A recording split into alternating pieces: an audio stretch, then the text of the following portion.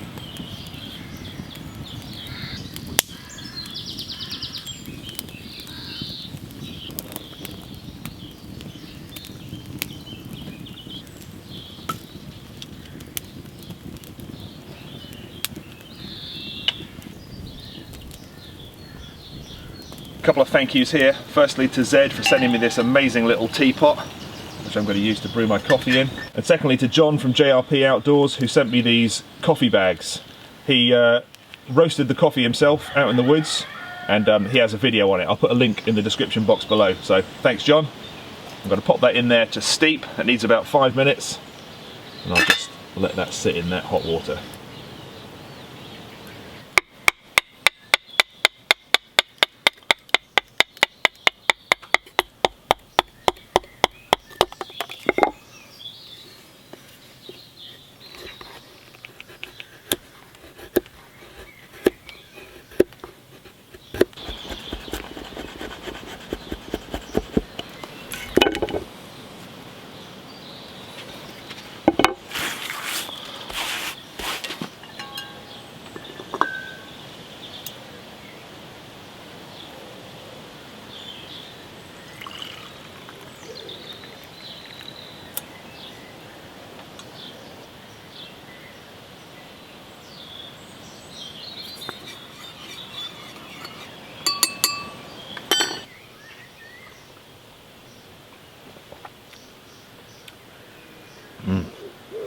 That's better.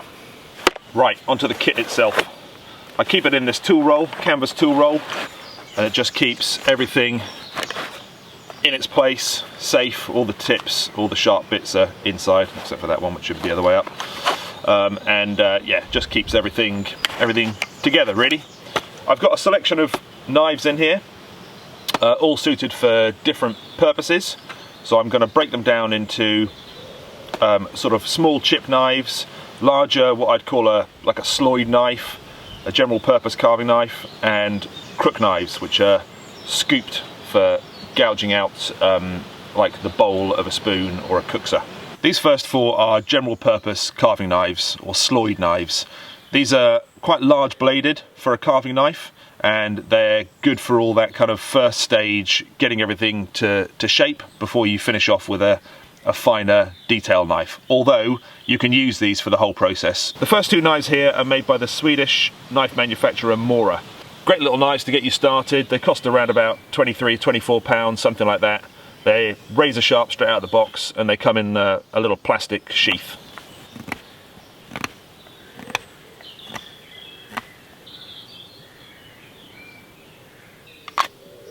Next up, I've got this little one here. I can't really tell you too much about this knife, unfortunately.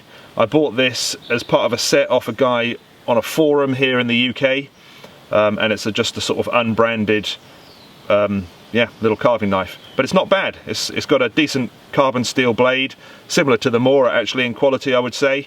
And the handle is quite comfortable. It's a different shape handle, sort of flat almost, but it's quite comfortable in the hand. Buying this as part of a set meant that it was very cheap. So you don't have to spend a lot of money on a carving knife. You know, if you just want to get started, have a look around, see what deals there are online, and you should be able to get yourself a set with the basics for not a lot of money at all. The next knife I've got here is by Beavercraft in the Ukraine. They ship worldwide and they are incredibly well priced.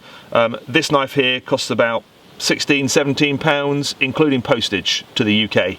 So you know, not a lot of money, and it's a decent knife. The steel is good, it comes super sharp out of the box, and I quite like the handle. It's a bit of an unusual shape, but it is comfortable. You know, it's nicely rounded, and if you're carving for a long period of time, you know, you're attacking a cookser or something like that, which is probably going to take a few hours, you know, this is quite comfortable in the hand.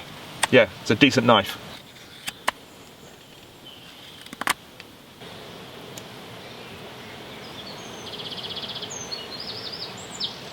These two little knives I'm just going to call chip knives, and these are for that finer work, that finer detail work that you might want to do to your project, you know, finishing it off once you've taken the worst out and you've got it shaped. You can go over with your finer knife and you can just tidy it up, clean it up, put in any details that you want to put in, and it's much more precise in the hand than the bigger bladed knives. This one at the top here is one that I got in that set, that cheap set that I showed you, and actually it's a really good little knife. It's a kind of copy of the flex cut style handle, which is quite comfortable in the hand, and the blade is not bad. But that's a pretty good little cheap entry level chip knife. This one here though is my absolute favourite. This is made by Ben Orford, and if you know anything about English knife makers, you'll have come across Ben. He makes the most amazing belt knives and carving tools. He uses the most amazing steel, keeps its edge really well, and it's just an absolute delight to use. You can see how the handle has been carved and you've got these kind of ridges. Well, that creates a really comfortable grip. It doesn't slip around in your hand. Even if you're using it for long periods of time and your hand gets sweaty, you know, that grip is always there. It's a lovely, lovely knife. Comes in a nice little sheath there, made by his wife Lois, and yeah, if you're gonna spend a bit of money on some carving tools and you want superb quality, go and check out Ben's work. Absolutely lovely.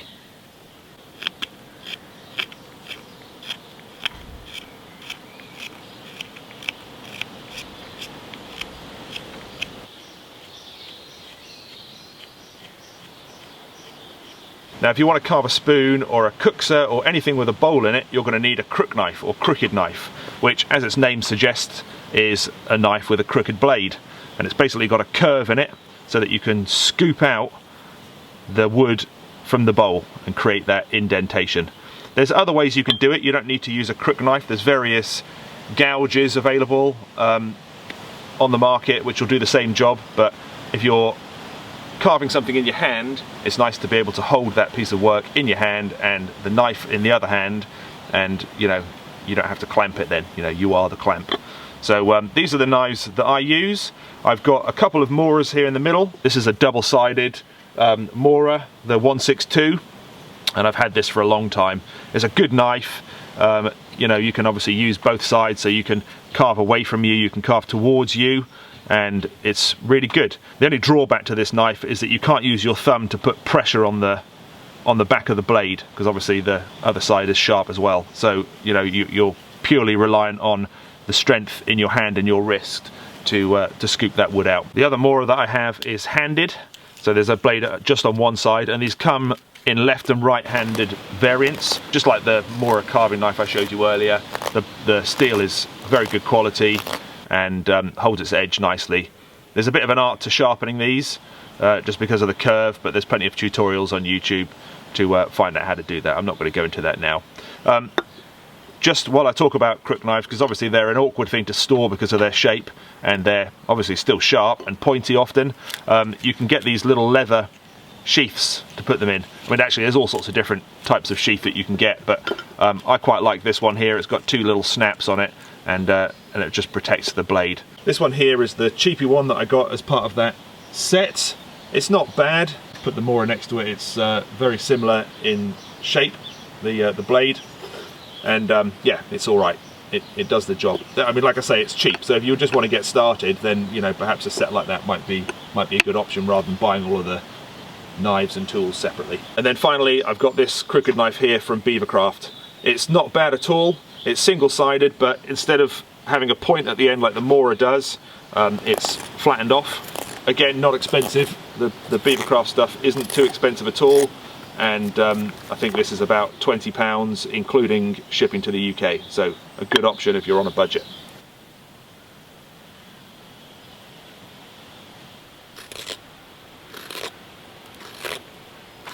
There are a few other bits and pieces I keep in my carving kit. I have a piece of leather here, which I like to put over my leg if I'm carving the bowl out of a spoon, because I find it easy to brace against something. My leg is obviously there and ideal, and it helps to grip and stop the spoon from sliding around on my knee as well, so that's really useful. I have some gouges. So I have one large one here, again from Beavercraft. You know, it's great. It's basically a great big scoop, and you can scoop out wood if you're making something where you need to have a bowl in it. But the downside is that you have to clamp or brace whatever it is you're working on. You know, you can't hold a piece of wood in your hand and then use this gouge into the piece of wood. That's just you know, that's a disaster waiting to happen. You know, these things are razor sharp, and that would go straight through your hand. So you need to put your work down. If you can find a piece of wood with a little crook in it, a natural crook in it, or a branch that you've cut off that will brace it, and you can, you know, push your work against, then you know, you can get both hands behind this, and you know, you can start scooping out. So it's quite useful in its own right, but certainly for the home workshop, you know, if you're carving at home and you've got a bench with a vise, you know, ideal. I've got a couple of smaller gouges here. These used to belong to my grandfather. These are pretty old. Yeah, this is just a little V groove for putting in detail, or you want to carve in your name or something like that, then something like this is quite useful. And then I've got a really shallow little scoop like this one here, but just a smaller version, again just for detail work really. In here I've got a piece of leather from an old belt which has got a compound on it, and I just use that as a strop. You know, a couple of strops each way with a carving knife before I start, just make sure that edge is nice and keen. That really is, yeah, I kind of should have talked about that when I was talking about the sharpening stone really, but yeah, that just lives in there permanently, whereas the sharpening stone doesn't. In this little bag here, I've got a tiny little auger bit. It's a 6mm auger bit, so it's ideal for threading paracord through, and there's a hole in the end of the drill bit there with a little bar that goes through, so you can turn it by hand. You don't need to have a drill with you. And then the final thing I've got in here today is an assortment of plasters. You know, these tools are sharp. I'm a little bit clumsy at times, and I'm forever cutting my hands, and I don't want to bleed all over the project that I'm working on. So having some plasters in there is a good idea. I sometimes have sandpaper in here as well. I haven't got any in here. I must have taken it out for something else. Some people frown on using sandpaper on carving projects. You know, the purists amongst the carvers. I like to sand them, especially like spoons and things that are going to be used and in my mouth. You know, I want them to be nice and smooth. So I tend to sand mine, but I appreciate people who would rather see the chip marks, and you know, if it's done well, it can look absolutely beautiful. I hope you enjoyed that little tour of my carving kit. I'll put links to everything in the description box below, so if you're interested, go and take a look there. Thanks for watching, and I'll see you soon.